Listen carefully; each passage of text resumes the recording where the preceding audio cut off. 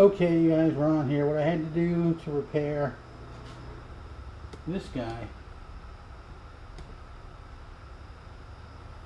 is I had to basically pull a board out of the housing and desolder this whole terminal block, which is here, using hot air gun, soldering station hot air. It was a pain, but I got it. It's all working now. So tomorrow we're going to I just fed in some PLA, and tomorrow we're going to print with this thing, see how she does. Alright guys, out for now.